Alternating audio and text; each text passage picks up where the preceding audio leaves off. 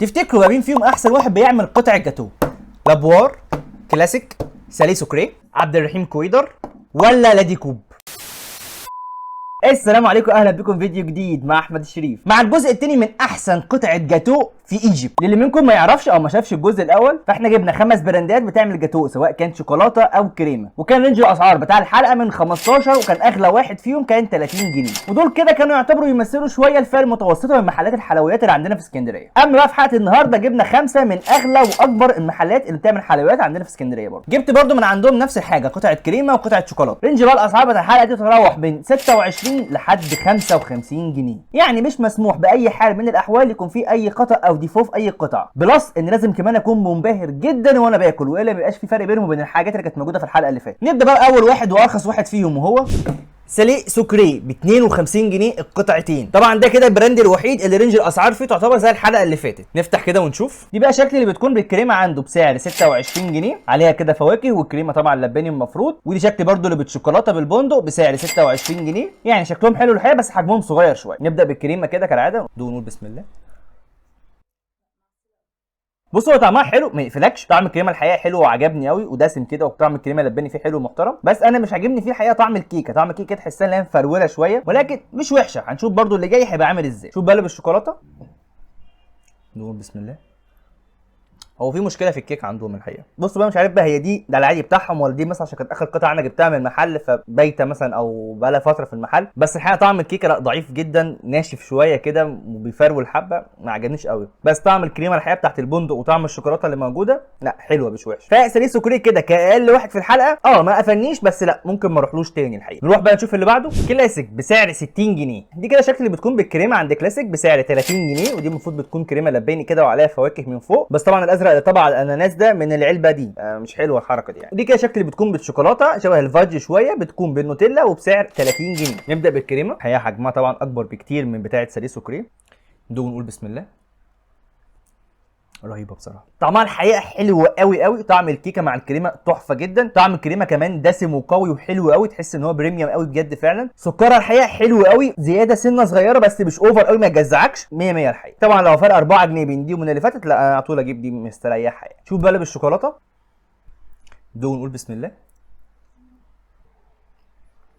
بصوا هي نفس اللي فاتت بتاعت سالي سكري بالظبط، نفس المشكله. الكيكه الحقيقه بتاعت الشوكولاته ناشفه جدا، قوامها الحقيقه يعني متماسك قوي، ما تعرفش بقى دي بايته ولا هي بتتعمل كده، ما عجبتنيش الحقيقه. طعم برده الكريمه سواء كانت في الحشو او اللي فوق حلوه مش وحشه، لكن الحقيقه الكيكه نفسها اللي هي اصل قطعه الحلويات دي قفلتني منها الحقيقه. فكده كلاسيك في الكريمه الحقيقه حلو جدا، في الشوكولاته لا ما رشحوش خالص الحقيقه. يعني دي كده هقارنها في الحلقه اللي فاتت بالنوتيلا اللي كانت في مرزوق، وش طبعا النوتيلا اللي كانت في مرزوق. نروح للي بعده، لابوار باجمالي سعر 80 جنيه. كده نطينا في الليفل الاسعار 20 جنيه مره واحده، 10 جنيه يعني للقطعه الواحده. طبعا لابور من الاماكن اللي احنا جبنا منها النهارده اللي خد كده في حجرك واجري من غير كيسه من غير اي حاجه، خد كده العلبه وامشي على طول. افتحهم كده ونشوفهم عاملين ازاي. دي كده شكل بتكون بالكريمه عند لابور بسعر 40 جنيه، يعني متغلفه الحقيقه تغليف حلو جدا، بس حجما تعتبر اصغر واحده في كل اللي جم لغايه دلوقتي. ودي شكل برده اللي بالشوكولاته عند لابور بنفس السعر 40 جنيه، وبرده نفس الفكره، حجمها تعتبر اصغر واحده في كل اللي جم. دوق كده اللي بالكريمه الاول. شيل بقى الكفر ده، شكلها الحقيقه خرافي. نقول بسم الله. ايه ده؟ دي بقى بصي كده تشيلها لي مخصوص بعد الحلقه، ما حدش يجي جنبها. طعمها تحفه جدا قوي. طعم الكيكه الحقيقه مع الكريمه خفيفه لدرجه ما تحسش بيها في بقك، يعني مجرد ما تحطها في بقك ما تلاقيهاش الحقيقه. طعم قوي جدا وجميل جدا رغم خفته دي كلها، عامل معادله الحقيقه صعبه قوي من قوه الطعم وخفته، حلوه جدا. دي كده بالنسبه لي اعلى واحده في كل اللي جم لغايه دلوقتي. شوف بقى بالشوكولاته، طبعا انا بصيت عنده شويه في الحاجات اللي كان عارضها، دي كده اكتر واحده نياله اكتر للشوكولاته، الباقي كله كان بيبقى فيه كراميل او حاجه، ما لقيتش حاجه تكون بكيكه وكريمه شوكولاته. دي كده اقرب حاجه لقيتها للشوكولاته، خفيفه قوي برده. نقول بسم الله. روعه جدا، طعمها برده حلو جدا جدا. طعم كيكه الشوكولاته الحقيقه مع الكريمه الفريش قوي اللي مستخدمينها حلو قوي، معادله جديده بالنسبه لي وجميله جدا الحقيقه. فيها لمسه كمان كده مربى خفيفه كده من تحت، مديه بالانس حلو في الطعم، حلوه جدا برده. فدي كده برده بالنسبه لي احسن برده قطعه شوكولاته جت لغايه دلوقتي في الحلقه، ولكن يعيبهم الحقيقه ان حجمهم صغير جدا وسعرهم يعتبر عالي برده شويه. نروح بقى للي بعده، عبد الرحيم كويدر بسعر اجمالي 85 جنيه. دي شكل اللي بتكون بالكريمه عند عبد الرحيم كويدر، والمفاجاه بقى ان هي دي اللي ب 45 جنيه، وشكلها يعتبر بيزك عادي جدا. اما دي بقى سعر بالشوكولاته برده عند عبد الرحيم كويدر، ودي بسعر 40 جنيه، ودي برده اقرب حاجه لقيتها شوكولاته بس عنده. هنبدا برده اول حاجه بالكريمه ونقول بسم الله. بصوا الحقيقه انا مش عارف ليه دي بالسعر ده، يعني دي حتى لو كانت موجوده في الحلقه اللي فاتت كانت ممكن تخسر، ما تتحطش خالص وسط الناس دي. يعني طعمها ضعيف جدا الحقيقه. طعم الكريمه يعني الى حد ما حلو شويه بس مش حلو قوي، يعني عادي خالص. لكن الكيكه صعبه جدا طبعا برضو، بلس ان الكريمه اساسا حجمها مش كتير قوي فمش محليه الموضوع قوي. اقل واحده في الكريمه في كل اللجوم لغايه دلوقتي. شوف بقى بالشوكولاته، ندوق نقول بسم الله. طعمها الحقيقه بقى دي حلو قوي، يعني طبعا صالحتني شويه عن ديت. طعمها قوي جدا الحقيقه، وطعم البندق اللي فيها بموس الشوكولاته اللي محطوط من فوق ده حلو قوي قوي. انا شايفها الى حد ما تعتبر مش وحشه، من احسن الحاجات اللي جم في الشوكولاته في الحلقه دي كلها. بتاعه لابور كانت عجباني قوي، بس لو انا هقارن دي بنفس سعر دي، لا انا ممكن اروح دي فيها بندق وفيها شغل كتير وحجما اكبر، فدي كده تعتبر احسن واحده لغايه دلوقتي في الحلقه. تعال نروح بقى لاخر واحد واغلى واحد معانا في الحلقه، ويلا بينا. لادي كوب بسعر 105 القطعتين. دي كده شكل اللي بتكون بالكريمه الوحيده اللي لقيتها عنده بسعر 55 جنيه، ودي اغلى قطعه معانا في الحلقه كلها. شكلها طبعا غريب جدا، تحس ان هي نايمه على جنبها كده وحطها طبعا كريمه من فوق كده وخطوط. ودي بقى شكل اللي بتكون بالشوكولاته عنده بسعر 50 جنيه، ودي اقرب حاجه لقيتها شبه الجاتوه العادي اللي بالشوكولاته اللي كلنا عارفينه. نبدا بقى اول حاجه كده بالكريمه. شكلها بالنسبه لي مغري قوي وعايز ادوقها من اول ما بدات، ونقول بسم الله. خفيفه جدا، نقول بسم الله.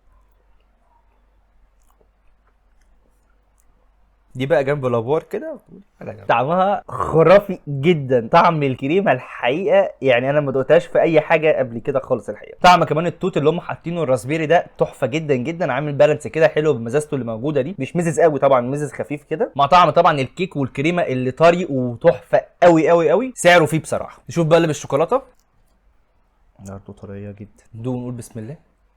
طعمها برضو حلو جدا. طعم الشوكولاته اللي موجوده من فوق ده مع الحشوه بتاعتها مع الكيكه حلو قوي. الكيكه برضو مش هقول لكم ان هي ناشفه، لا هي حلوه بس مش في طراوه الكيكه اللي كانت هنا اللي كانت عالميه. طبعا كيكه الشوكولاته لا انا شايفها اقل بكتير من كيكه الكريمه بتاعت لادي كوب، لكن بمقارنه بالحاجات اللي فاتت لا هي طبعا طريه جدا يعني، بس دسمه شويتين. يعني انا بالنسبه لي خدت شوكه واحده لا خلاص يعني قفلت منها، عكس ديت الحقيقه لا انا ممكن اقعد اكلها كلها هبقى مبسوط قوي وزي الفل يعني. فلادي كوب لغايه دلوقتي هل سعره ده يستاهل ولا لا؟ انا بالنسبه لي في الكريمه ما دقتش فعلا حاجه زي كده قبل كده، لكن في الشوكولاته لا اعتقد ممكن الاقي حاجه عند محل من المحلات اللي فاتت ممكن تبقى قريبه من كده يعني بسعر اقل طبعا. تعالوا نروح بقى للترتيب النهائي اقول لكم مين فيهم احسن في ايه. يلا بينا. بالنسبه للشوكولاته اخر واحده كلاسيك في المركز الاخير وسليسو كوري في المركز اللي قبل الاخير، لا دول ما رشحهملكش خالص. احسن لك تروح على اي حاجه من الحلقه اللي فاتت تبقى مرضي عن دول بكتير سعرا وطعما. بدءا من لابوا في المركز الثالث لحد عبد الرحيم الكويدر في المركز الاول، لا الدنيا معاك الحقيقه هنا حلوه كسعر مقابل قيمه. الحقيقه لابوار كانت عاجباني جدا واكتر واحده انا عايز اكلها بعد الحلقه، بس لا الطعم هنا كواليتي اعلى الحقيقه، وكذلك برضو هنا دي قريبه قوي من بتاعه الصعيد اللي كنت جايبها في الجزء الاول بس طبعا بخامات اعلى شويه. فانا بالنسبه لي كده عبد الرحيم الكويدر في المركز الاول هي احسن قيمه قصاد سعر، لكن كطعم وكده ممكن الاثنين دول يكونوا بينافسوا بشده.